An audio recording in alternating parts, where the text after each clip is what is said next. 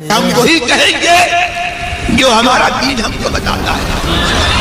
عمل کرو تو تمہارا بھلا ہے، نہیں کوئی عمل کرے تو نقصان ہمارا نہیں ہے اسی. السلام علیکم ورحمۃ اللہ تعالی وبرکاتہ. الحمد للہ رب العالمین والصلاة والسلام علی سید الانبیاء والمرسلین وعلی آلہ واصحابہ وازواجہ وذریاتہ واہل بیتہ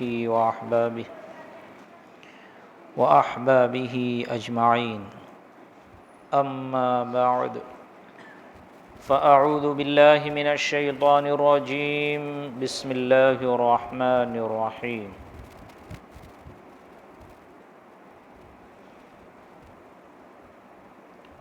والعصر ان الانسان لفی خسر الا الذین آمنوا وعملوا الصالحات وتواصوا بالحق وتواصوا بالصبر. صدق اللہ العلی العظیم وصدق رسولہ النبی الامین المتین الکریم ونحن علی ذلک لمن الشاہدین والشاکرین والحمد للہ رب العالمین. رب اشرح لی صدری ویسر لی امری واحلل عقدۃ من لسانی یفقہوا قولی. ان اللہ وملائکتہ یصلون علی النبی یا ایہا الذین آمنوا صلوا علیہ وسلموا تسلیما. اللہم صل علی سیدنا ومولانا محمد معدن الجود والکرم وآلہ وبارک وسلم صلاة وسلاما علیک یا رسول اللہ، صلاة وسلاما علیک یا حبیب اللہ، صلی اللہ تعالی علیک وبارک وسلم تسلیما دائما ابدا. یا خدا بہر جناب مصطفیٰ امداد کن، یا رسول اللہ از بہر خدا امداد کن. یا شفیع المذنبین یا رحمت للعالمین، یا امان الخائفین یا ملتجا امداد کن. مرتضی شیر خدا مرحب کشا خیبر کشا سرورا لشکر کشا مشکل کشا امداد کن. یا شہید کربلا یا دافع کرب و بلا گل رخا شہزادہ غلغ قبا امداد کن. قادریم نعرہ یا غوث اعظم می زنم دمز شاہ برکت اللہ قطب عالم می زنم دمز شیخ احمد رضا خان قطب عالم می زنم دمز شیخ اختر رضا خان قطب عالم می زنم. سیدی سرکار اعلی حضرت مجدد دین و ملت الشاہ امام احمد رضا فاضل بریلوی نور اللہ مرقدہ کیا خوب ارشاد فرماتے ہیں کہ صدق و عدل و کرم و ہمت میں، صدق و عدل و کرم و ہمت میں چار سو شہرے ہیں ان چاروں کے، اور بحر تسلیم علی میداں میں، بحر تسلیم علی میدان میں سر جھکے رہتے ہیں تلواروں کے. اور اپنے شہرۂ آفاق سلام مصطفیٰ جان رحمت پہ لاکھوں سلام میں ارشاد فرماتے ہیں مرتضی شیر حق اشجع الاشجعین. مرتضی شیر حق اشجع الاشجعین، ساقی شیر و شربت پہ لاکھوں سلام، اور اصل نسل صفا اور وجہ وصل خدا. اصل نسل صفا وجہ وصل خدا، باب فضل ولایت پہ لاکھوں سلام. اصل نسل صفا وجہ وصل خدا، باب فضل و فضل ولایت پہ لاکھوں سلام. اور شیر شمشیر زن شاہ خیبر شکن، شیر شمشیر زن شاہ خیبر شکن، پرتوے دست قدرت پہ لاکھوں سلام. کہ آپ ایسے بہادر ہیں، ایسے تلوار باز ہیں کہ تمام تلوار بازوں میں آپ شیر کی حیثیت رکھتے ہیں، اور کیوں نہ ہو کہ جس کو نبی آخر الزماں سید الانبیاء امام الانبیاء جناب احمد مجتبی محمد مصطفیٰ صلی اللہ علیہ وسلم نے اسد اللہ کہا ہو، شیر خدا کہا ہو، خدا کا شیر کہا ہو، تو پھر اس کی تلوار اور اس کے بازو میں وہ قوت بھی ہونی ہے نا، کہ شیر شمشیر زن شاہ خیبر شکن، کہ اللہ تبارک و تعالیٰ نے آپ کے بازو میں وہ قوت روحانی عطا فرمائی اور وہ قوت روحانی رکھی کہ جو خیبر کا دروازہ 40 آدمیوں سے نہ اٹھ رہا ہے، وہ آپ اکیلے تنے تنہا ایک بازو سے اکھاڑ لیے ہیں، اور فقط اٹھایا نہیں ہے، اکھاڑا ہے۔ یہاں پر بندہ اگر جسم میں بازو میں طاقت رکھتا ہے، اس کے پٹے مضبوط ہیں، اعصاب میں قوت ہے، تو وزن چیز اٹھا تو سکتا ہے، لیکن اکھاڑنے کے لیے وہ 100 بار سوچے گا۔ اکھاڑنا یہ کسی کے عام طور پر کسی کے بس میں نہیں ہوتا ہے۔ چیدہ نظر آئیں گے وہ بھی جن کی ایکسرسائز ہو، جو پریکٹس کیے ہوئے ہوں، جو مشق کیے ہوئے ہوں، اگر وہ اٹھا لے گئے تو اٹھا لے گئے۔ اور یہاں تو پورا قلعے کا دروازہ ہے کہ اکھاڑنے کے بعد جسے 40 لوگ اٹھا رہے ہیں، مولا علی اسے اکیلے اکھاڑ رہے ہیں۔ اور حضرت صفیہ جو حضرت ہارون علیہ السلام کی نسل سے ہیں، آپ اس خیبر کے قلعہ کی ملکہ ہیں، آپ تخت پر بیٹھی ہوئی ہیں، آپ اپنے تخت پر بیٹھی ہوئی ہے، کہاں دروازہ ہے کہاں تخت ہے۔ آپ اگر سمجھنا چاہتے ہو، اگر آپ نے قلعہ وغیرہ سے متعلق پڑھا نہیں، کبھی دیکھا نہیں، اور آپ کو بڑے بڑے قلعے اور حویلی راجہ مہاراجہ اور بادشاہوں کے حویلیوں کے بارے میں ذرا بھی نالج نہ ہو، تو میں ایک چھوٹی سی مثال دوں کہ ہمارے گاؤں میں بڑے بڑے گھر ہوتے ہیں، اس میں آنگن ہوتا ہے، پھر ملاقات کا کمرہ الگ ہوتا ہے جسے بیٹھک کہتے ہیں، پھر دیگر کمرے الگ ہوتے ہیں، پھر کچن الگ ہوتا ہے، پھر اپنا کمرہ الگ ہوتا ہے، لیکن دروازہ کتنی دور ہوتا ہے؟ گھر جتنا بڑا ہوگا دروازہ اتنی دوری پر ہوگا۔ تو سوچیں یہ پورا قلعہ ہے، کہاں دروازہ ہے کہاں تخت ہے، جس تخت پر حضرت صفیہ بیٹھی ہوئی ہے۔ اور جب حضرت مولا علی کرم اللہ تعالی وجہہ الکریم نے خیبر کے دروازے کو اکھاڑا ہے، تو حضرت صفیہ فرماتی ہیں کہ میں تخت پر بیٹھی ہوئی تھی، جب حضرت علی نے دروازہ اکھاڑا تو اس طاقت اور اس شدت کی وجہ سے، ان کے زور بازو کی وجہ سے میں تخت سے گر پڑی۔ یعنی جھٹکا دیکھیں آپ، اثر دیکھیں آپ، کہ باہر دروازہ اکھاڑا جا رہا ہے اور اس کا اثر، اس طاقت کا اثر، اس قوت کا اثر تخت پر بیٹھی ہوئی ملکہ محسوس کر رہی ہے، اور فقط محسوس نہیں کر رہی ہے بلکہ وہ اپنے تخت سے نیچے گر پڑی ہے۔ جو بعد میں جنہیں ام المؤمنین بننے کا شرف حاصل ہوا اور ازواج مطہرات میں آپ کا شمار ہوا، حضرت صفیہ رضی اللہ تعالی عنہا۔ تو شیر شمشیر زن شاہ خیبر شکن، پرتوے دست قدرت پہ لاکھوں سلام۔ اور اسی کو سیدی سرکار اعلیٰ حضرت نے ارشاد فرمایا کہ بحر تسلیم علی میدان میں، تسلیم سمجھتے ہیں نا، کسی کی مقبولیت کو تسلیم کرنا، کسی کی طاقت کو تسلیم کرنا، کسی کی قوت کو تسلیم کرنا، کسی کے پاور کو تسلیم کرنا اور اس کے سامنے سر خم جھکا دینا اور اس کے آگے سر اٹھانے کی مجال نہ کرنا۔ تو یہاں عالم یہ ہے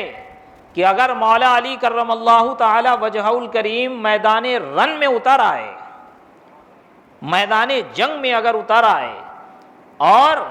حلم مبارز آپ نے پکارا ہے، تو کوئی ایسی تلوار نہیں ہے حریف مخالف میں، اور فریق ثانی اور دشمنوں کے سب میں کوئی ایسی تلوار نہیں ہے جو حضرت علی کی تلوار کا مقابلہ کر سکے۔ اور آپ کے مقابلے میں اگر آ بھی گیا تو ایسا نہیں ہے کہ مولا علی کو پچھاڑ دیا ہو، ایسا نہیں ہے کہ مولا علی کو ڈھکیل کے پیچھے پہ بھیج دیا ہو۔ جب جو مولا علی کرم اللہ تعالی وجہ الکریم کے سامنے مقابلے میں آیا ہے، چاہے وہ بدر ہو، چاہے وہ احد ہو، چاہے وہ جنگ خندق ہو، چاہے وہ خیبر ہی کیوں نہ ہو، کہ خیبر کا وہ پہلوان جو مرحب ہے، آواز لگاتے ہوئے آ رہا ہے، میں مرحب ہوں، میں یہاں کا شہسوار ہوں، 1000 بندوں کی طاقت رکھتا ہوں، اے علی کس سے لڑنے آ رہا ہے؟ تو حضرت علی نے جواب دیا، میں وہ ہوں کہ جس کی ماں نے جس کا نام حیدر رکھا ہے، ہمت ہے تو مقابلہ میں آ۔ اور جب مقابلہ میں آیا ہے تو لڑنا اور مقابلہ کرنا تو دور کی بات ہے، تاریخ شاہد ہے، تاریخ گواہ ہے، حضرت علی کا ایک وار بھی وہ برداشت نہیں کر پایا۔ اسی کو سیدی سرکار اعلی حضرت نے فرمایا، بہرے تسلیم علی میدان میں سر جھکے رہتے ہیں تلواروں کے، کہ میرے مولا آپ سے کون لڑے، میرے مولا آپ سے کون جنگ کرے۔ یہ وہ شیر خدا ہے کہ جن کے آگے اچھے اچھے پانی پیتے نظر آتے ہیں۔ اللہ تبارک و تعالیٰ کا یہ فضل اور اس کا احسان ہے کہ اللہ تبارک و تعالیٰ نے ہم غربائے اہل سنت کو عاشق اور محب علی میں شمار فرمایا۔ عزیزان ملت اسلامیہ، رفیقان گرامی، میں نے جس آیت کریمہ کی تلاوت کا شرف حاصل کیا، اللہ تبارک و تعالیٰ اس میں ارشاد فرماتا ہے، زمانے کی قسم بے شک انسان گھاٹے میں ہے مگر وہ کہ جو ایمان لائے، عمل صالح کیے اور حق اور صبر کی تلقین کی۔ یہاں پر مفسرین نے ایک تفسیر اس کی یہ بھی فرمائی کہ الذین آمنوا سے مراد حضرت ابوبکر صدیق ہے، وعملوا الصالحات سے مراد حضرت عمر فاروق ہے، وتواصوا بالحق سے مراد حضرت عثمان غنی ہے، اور وتواصوا بالصبر سے مراد حضرت مولا علی ہے۔ اور دوسری جگہ ایک جگہ اللہ تبارک و تعالیٰ نے ظاہری طور پر بھی عبارت النص اور اشارت النص کے ذریعے بھی صحابہ کرام اور بالخصوص سابقین اولین اور بالعموم تمام صحابہ اور تابعین، یہاں تک کہ قیامت تک کے آنے والے مومنین و مومنات جو صحابہ اور تابعین کے نقش قدم پر چلیں گے، ان کی تعریف و توصیف بیان کی۔ فرمایا، محمد الرسول اللہ والذین معہ اشداء علی الکفار رحماء بینہم تراہم رکعا سجدا یبتغون فضلا من اللہ ورضوانا۔ محمد الرسول اللہ کہ یہ محمد کون ہے؟ یہ اللہ کے رسول ہے۔ والذین معہ، اور وہ لوگ جو ان کے ساتھ ہیں۔ کن کے ساتھ ہیں؟ نبی پاک صاحب الاولاق صلی اللہ علیہ وسلم کے ساتھ۔ اور ان کے ساتھ کون ہے؟ ان کے ساتھ ان کے صحابہ ہیں۔ تمام صحابہ کا ذکر ہو رہا ہے۔ یہاں پر صحابہ کی فضیلت اور ان کی صفت بیان کی جا رہی ہے کہ ان کے صحابہ ہیں کیسے، اور جو ان کے ساتھ رہتے ہیں، اللہ کے رسول کی معیت میں رہتے ہیں، کہ اللہ کے رسول جن کی تربیت کرتے ہیں، ان کی صفت کیا ہے؟ فرمایا، والذین معہ اشداء علی الکفار، کہ جو نبی پاک صاحب الاولاق صلی اللہ علیہ وسلم کی معیت میں رہتے ہیں، وہ کفار پر بہت سخت ہے، وہ کفار پر بہت سخت ہے۔ رحماء بینہم، اور آپس میں ایک دوسرے مسلمان بھائی کے لیے بہت نرم دل ہے۔ دیکھ رہے یہ، اور یہ صفت بھی جو بیان کر رہا ہے رب تبارک و تعالی، پتہ چلا کہ یہ اسلام نے جو اخلاق کا درس دیا ہے، تو اخلاق میں یہ لازم و ضروری ہے کہ اگر سامنے والا کافر و مشرک بد مذہب ہے تو اس پر سختی اختیار کی جائے گی، اور اگر سامنے والا مومن سنی صحیح العقیدہ مسلمان بھائی ہیں تو اس کے ساتھ نرمی سے پیش آیا جائے گا۔ کیا آپ نے نہیں سنا کہ حضرت عمر فاروق رضی اللہ تعالی عنہ نے ایک شخص کو دعوت دی، ایک شخص آپ کے یہاں مہمان ہوا، اس کو آپ نے اپنی پلیٹ میں سے کھانے کے لیے دیا، اپنی رکابی میں کھانے کے لیے آپ نے ساتھ کھانے کے لیے شامل فرمایا، اور جیسے ہی وہ لقمہ اٹھا رہا ہے، کھا رہا ہے، اسی اثنا میں اس کے زبان سے کچھ بد مذہبی کے کلمات نکلے، کچھ بد مذہبیت کے کلمات نکلے، حضرت عمر فاروق نے اسے دھکا دے کے گھر سے باہر بھگا دیا۔ جس کی تربیت اللہ کے رسول کر رہے ہیں، جن کی تربیت اللہ تبارک و تعالیٰ کر رہا ہے، ذرا بتائیں کیا کسی کو اپنے گھر سے دھکا دے کے بھگایا جاتا ہے؟ نہیں، لیکن انہوں نے بھگایا کیوں؟ اس لیے کہ یہ بد مذہب ہے۔ اور نبی پاک نے فرمایا کہ جس نے کسی بد مذہب کی تعظیم کی اس نے دین کے ستون کو ڈھا دیا، اس نے دین کے ستون کو ڈھا دیا۔ یہاں فقط تعظیم کی بات ہو رہی ہے، جو دوستی رکھیں سوچے اس پر اللہ تعالیٰ کا کیسا غضب نازل ہوگا۔ جو رشتہ داری اختیار، جو رشتہ داری کر لیں، اپنی لڑکی دے دے، اس کی لڑکی لے آئے، دعوت میں کھلے عام پہنچ جائے، ان کا ذبیحہ کھائے، تو ذرا سوچے خدا تعالیٰ کیسا غضب فرمائے گا۔ یہ وہ لوگ ہیں محمد الرسول اللہ صلی اللہ علیہ وسلم کے ساتھ رہنے والے کہ جو کفار پر بہت سخت ہے اور ایک دوسرے کے لیے بہت رحم دل ہیں۔ ان کے پیشانی میں تم رکوع اور ان میں تم رکوع اور سجدوں کے نشان دیکھو گے۔ تراہم رکعا سجدا یبتغون فضلا من اللہ ورضوانا، اور یہ کیا چاہتے ہیں؟ اللہ کا فضل اور اس کی رضا حاصل کرنے میں لگے رہتے ہیں۔ یہ صحابہ کرام کی تعریف بیان ہو رہی ہے۔ کیا اس میں حضرت مولا علی کرم اللہ تعالی وجہ الکریم نہیں آتے؟ آپ دیکھیں، آپ جہاں پر بہادر ہے، شجاع ہے، آپ کے اندر شجاعت ہے تو آپ کے اندر سخاوت بھی ہے، تو وہیں پر آپ عابد و زاہد بھی ہے۔ اگر آپ صائم النہار ہے تو قائم اللیل بھی ہے، قائم اللیل ہے تو صائم النہار بھی ہے۔ اگر رات میں آپ قیام کر رہے ہیں، نماز پڑھ رہے ہیں، تو دن میں آپ روزے بھی رکھ رہے ہیں۔ یہ مولا علی کرم اللہ تعالی وجہ الکریم ہے۔ اللہ تبارک و تعالیٰ کا لاکھوں کروڑوں احسان ہے کہ مولا کریم نے ہمیں ان کے محبوبین میں شمار فرمایا، ان کے محبین میں شمار فرمایا۔ مولا کریم ہمیں تا دم حیات خلفائے اربعہ، خلفائے راشدین کی محبت میں جینے کا سلیقہ عطا فرمائے، انہی کی محبت میں ہمیں موت عطا فرمائے، کل بروز قیامت ان کا ساتھ اور ان کے ساتھ جنت میں جانے کی توفیق عطا فرمائے۔ عزیزان ملت اسلامیہ، رفیقان گرامی، مولا علی کرم اللہ تعالی وجہ الکریم کو کون نہیں جانتا؟ آپ کو سب سے پہلے میں یہ بتا دوں کہ یہ یوم ولادت سے متعلق یہ شب منسوب ہے، اور یہ اس لیے رکھی جا رہی ہے کہ ہمارے اور آپ کے سابق امام حضرت علامہ مولانا انعام الحق صاحب علیہ الرحمت اور رضوان اللہ ان کی قبر پر رحمت و انوار کی بارش نازل فرمائے، کہ وہ ان کی عادت تھی، وہ 13 رجب کی شب میں یوم ولادت مولا علی کی محفل سجایا کرتے تھے۔ ہاں، بعض ہمارے سنی علماء کی کتاب میں یہ ملتا ہے کہ 13 رجب مولا علی کی تاریخ ولادت ہے، لیکن یہاں پر ایک بات میں اور عرض کر دوں کہ چاہے حضرت ابو بکر صدیق ہو، چاہے حضرت عمر فاروق ہو، حضرت عثمان غنی ہو یا مولا علی ہو، آپ ڈھونڈنے جائیں گے تو اہل سنت والجماعت کے علماء میں اکثر و بیشتر مصنفین کی کتب میں آپ ان کی تاریخ پیدائش نہیں پائیں گے۔ صرف اتنا پائیں گے، عام الفیل سے اتنے دن پہلے، عام الفیل سے اتنے سال پہلے، عام الفیل کے اتنے دن بعد، عام الفیل کے اتنے سال بعد، اس طرح پائیں گے۔ ایگزیکٹ کوئی تاریخ اور کوئی پرٹیکولر دن یا کوئی مہینہ، یہ اس طرح کا اکثر و بیشتر مصنفین کی کتاب میں آپ کو نہیں ملے گا۔ ہاں، کچھ مصنفین ہیں ہمارے علماء اہل سنت میں سے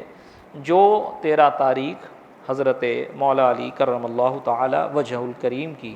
ولادت کی تاریخ بتاتے ہیں، تو اسی مناسبت سے یہ محفل رکھی جاتی ہے، ورنہ شیعوں سے ہمیں کوئی مناسبت نہیں۔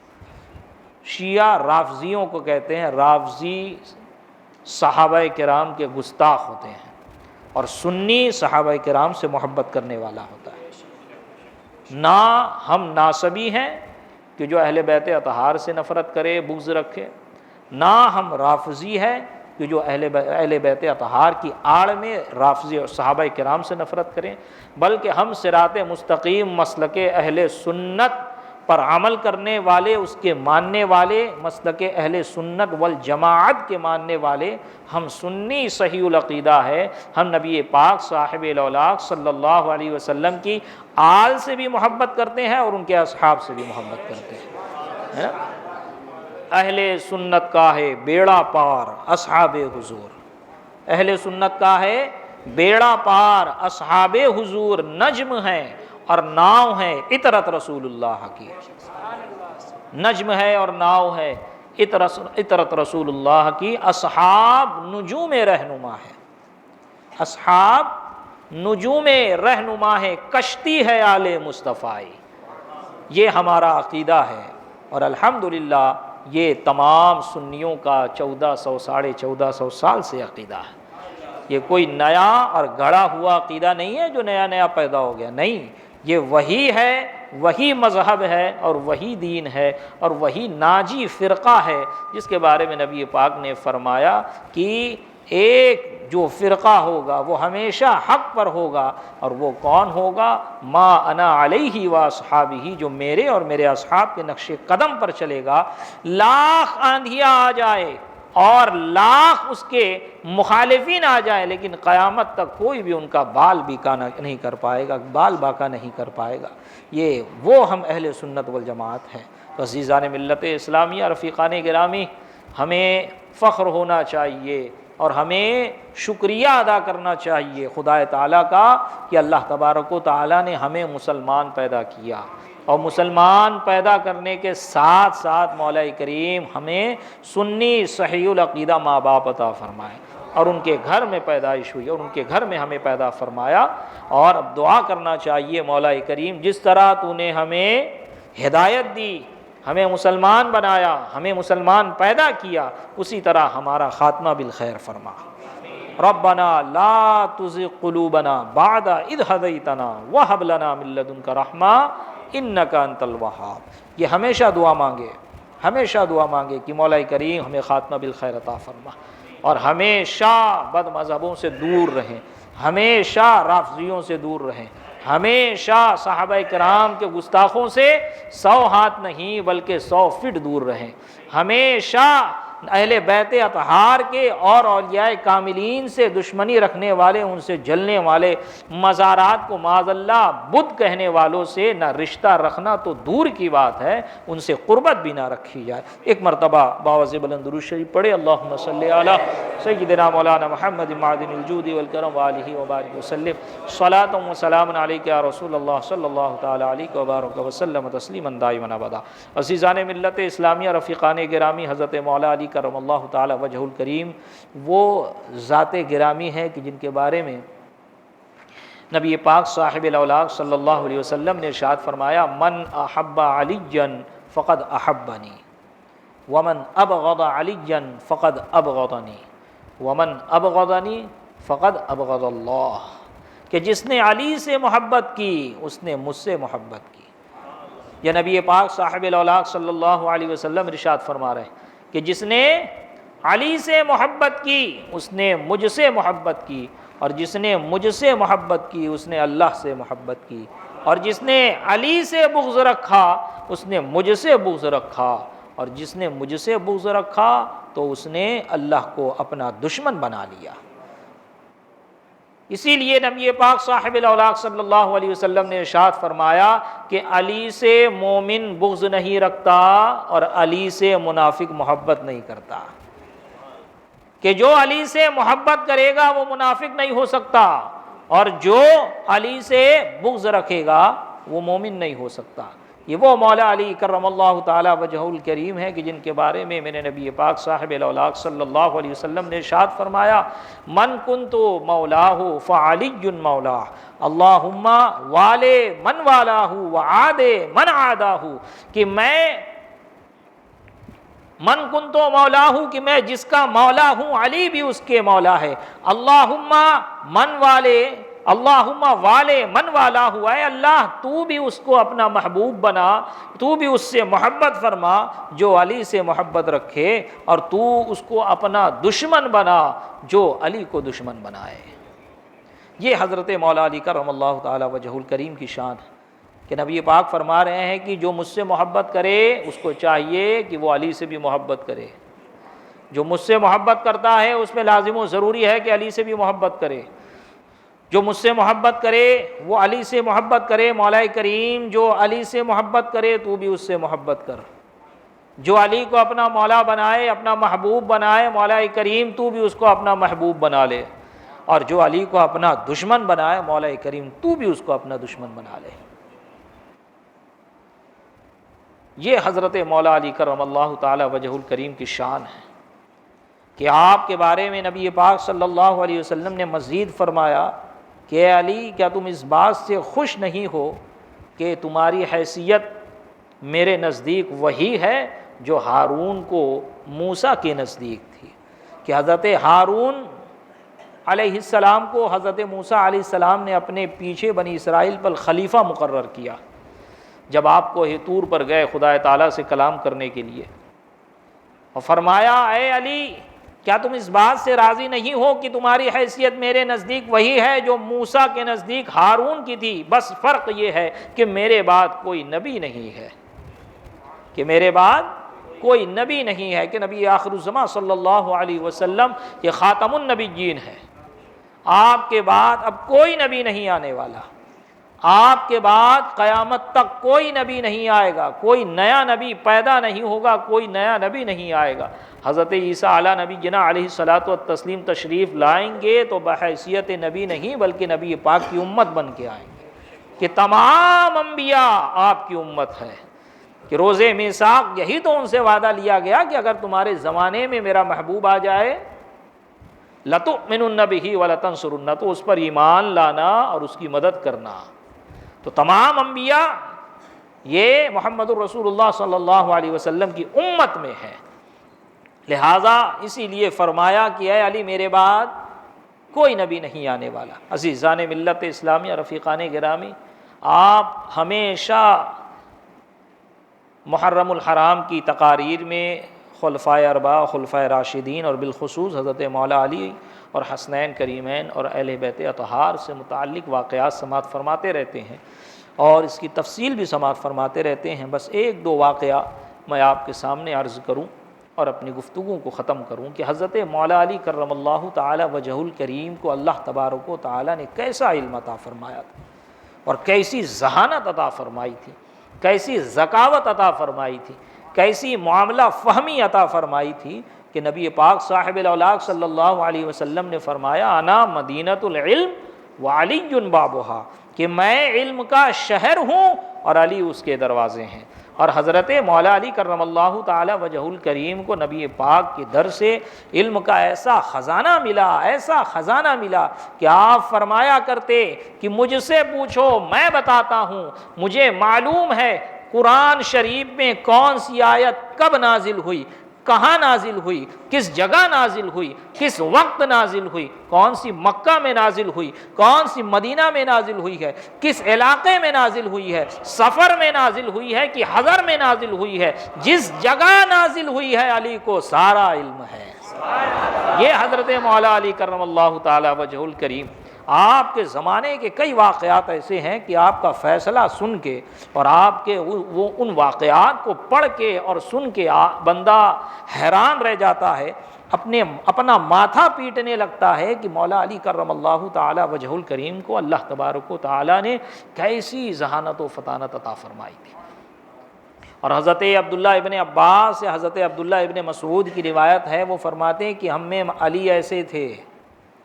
صحابہ کرام میں علی ایسے تھے جو کہتے تھے اور جو کہہ سکتے تھے کہ آؤ کیا پوچھنا ہے مجھ سے پوچھ لو۔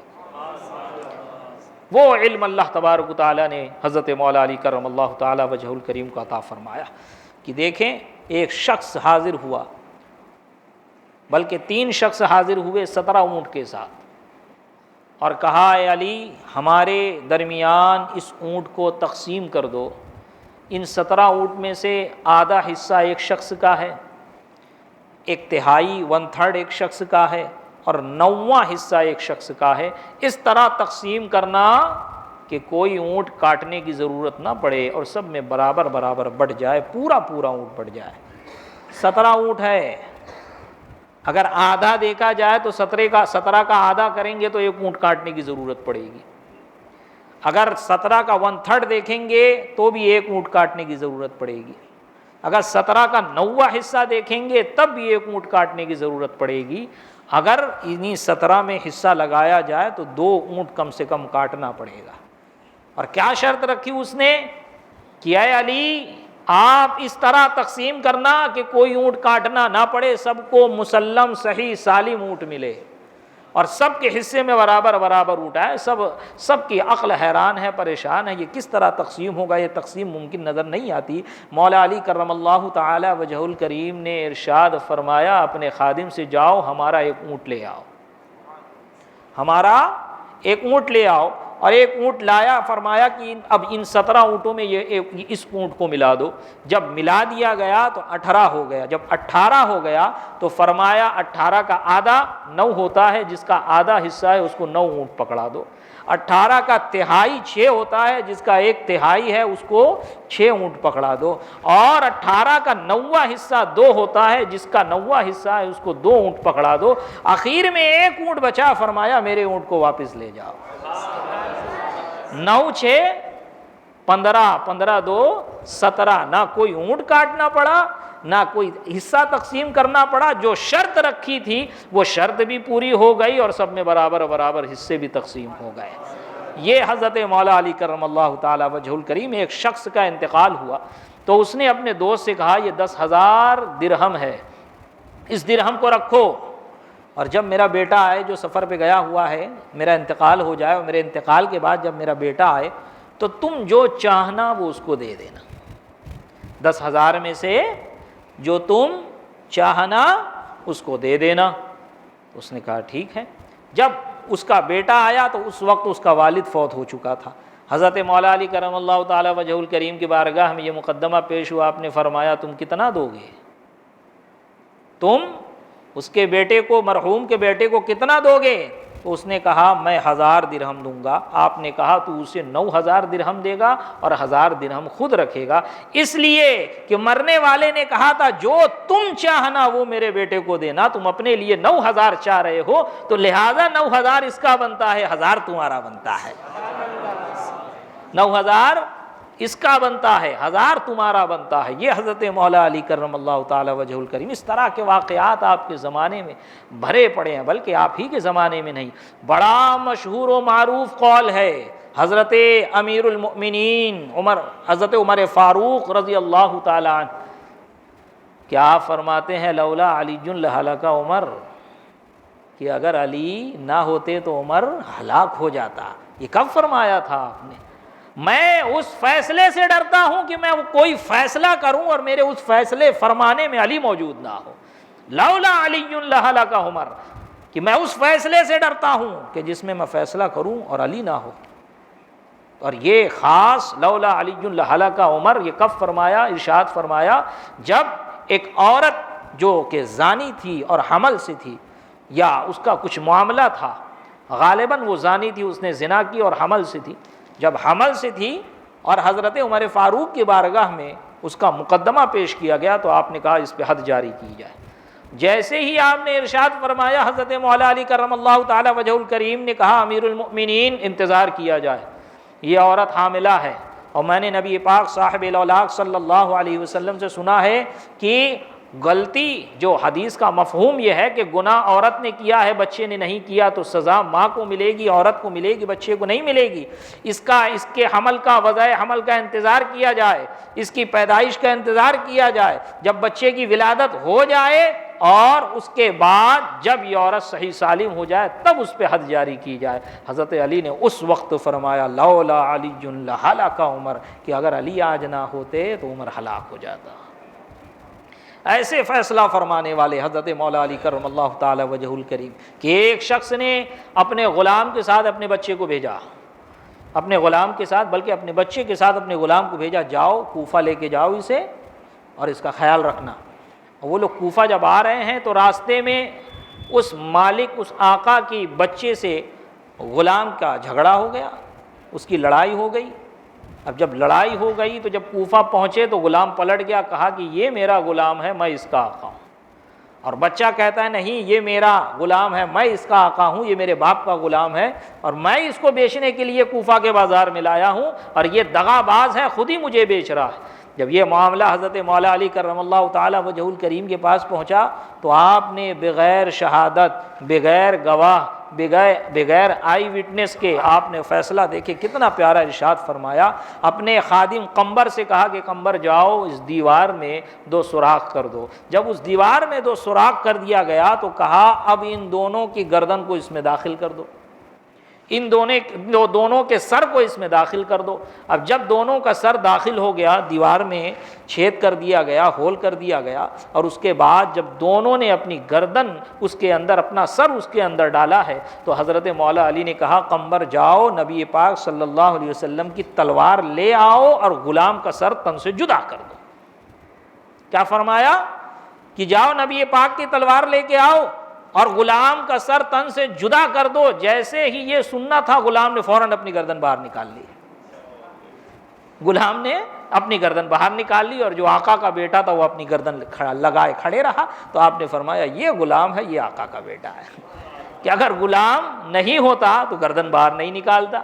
سر پیچھے نہیں کھینچتا۔ پتہ چلا کہ یہ غلام ہے اس لیے ڈر گیا کہ کہیں میرا قتل نہ کر دے۔ یہ حضرت مولا علی کرم اللہ تعالیٰ وجہ الکریم، نہ کوئی گواہ، نہ کسی کو کوفہ بھیجا گیا، نہ کسی کو واپس اس کے شہر بھیجا گیا کوفہ سے، بلکہ اس غلام کو سزا دی گئی اور اس کو یمن بھیج دیا گیا۔ 2 عورتیں آپ کی بارگاہ میں حاضر ہوئیں اور لڑ رہی ہیں کہ یہ میرا بچہ ہے، یہ میرا بچہ ہے۔ بچہ ابھی شیر خوار ہے، دودھ پی رہا ہے، کیسے اندازہ لگایا جائے؟ تو حضرت مولا علی کرم اللہ تعالیٰ وجہ الکریم نے بہت سمجھانے کی ان لوگوں کو کوشش کی، دیکھا کوئی فیصلہ نہیں ہو رہا ہے تو آپ نے فرمایا ٹھیک ہے آری لایا جائے۔ کیا لایا جائے؟ جس سے لکڑی کاٹتے ہیں نا، آری۔ آپ نے فرمایا آری لایا جائے۔ تو اس عورت نے کہا کہ اے امیر المؤمنین آپ آری کا کیا کریں گے؟ بولے میں آری منگاؤں گا اور اس بچے کو 2 ٹکڑے کروں گا، آدھا تم کو دوں گا، آدھا اس کو دوں گا۔ اتنا سننا تھا کہ جس کا بچہ تھا، جس کا لڑکا تھا، اس کے پسینے چھوٹ گئے، اس کا چہرہ زرد پڑ گیا۔ عرض کی امیر المؤمنین ایسا کریں کہ یہ بچہ اسی کو دے دے، کم سے کم زندہ تو رہے گا۔ آپ نے فرمایا کہ بچہ اٹھا کے اس کو دے دیا جائے کہ یہ ماں ہے اور اپنے بچے کے مرنے سے ڈرتی ہے، کہ جو ماں اپنے بچے کو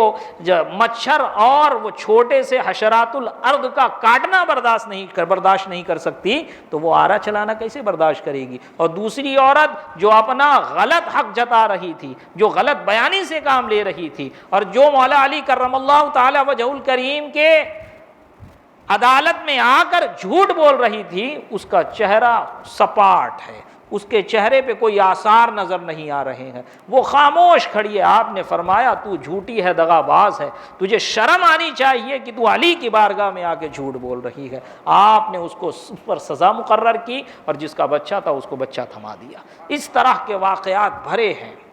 بھرے ہوئے ہیں تواریخ میں، کیا کیا میں سناؤں، کیا کیا چھوڑوں، آپ صرف اتنا سمجھے۔ اور حضرت مولا علی کرم اللہ تعالی وجہہ الکریم کی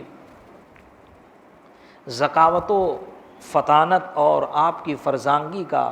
اندازہ لگانے کی کوشش کریں کہ دیکھیں آج ہر ملک کا ایک پی ایم ہوتا ہے، کہیں پہ پرائم منسٹر ہوتا ہے، کہیں پہ صدر ہوتا ہے، تو اس کا ایک مشیر خاص ہوتا ہے، پوری ایک کیبنٹ ہوتی ہے، مجلس مشاورات ہوتی ہے کہ جو اس کو مشورہ دیتی ہے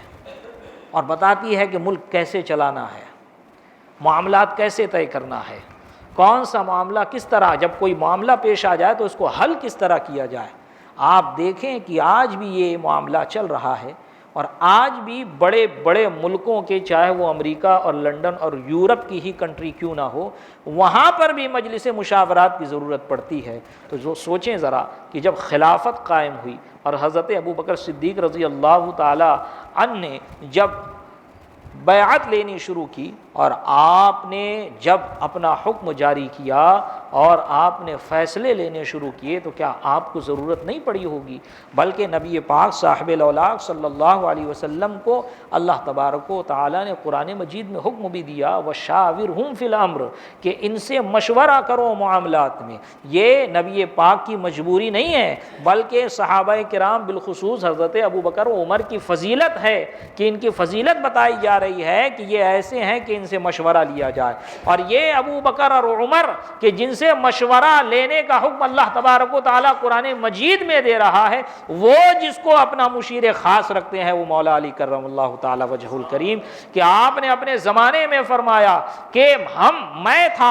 ہم تھے ان خلفائے ثلاثہ کی بارگاہ میں رہنے والے اور ان کے مشیر خاص جو ان کو مشورہ دیا کرتے، تو اسلام کا جھنڈا چہار دھام عالم میں پھیلا، اسلام کا پرچم پوری دنیا میں پھیلتا ہوا نظر آیا۔ اور میرے زمانے میں تم جیسے منافق مشورہ دینے والے ہو، اس لیے ہر جگہ قتل و غارت مچا ہوا ہے، ہر جگہ خون بہہ رہا ہے، ہر جگہ اسلام کو نقصان پہنچ رہا ہے۔ عزیزان ملت اسلامیہ، حضرت عمر فاروق ہوں یا حضرت عثمان غنی رضی اللہ تعالیٰ عنہ ہو، بلکہ ایک روایت میں نے کسی ناول میں پڑھی تھی، وہ روایت یاد آ رہی ہے مجھے کہ جب حضرت عثمان غنی رضی اللہ تعالیٰ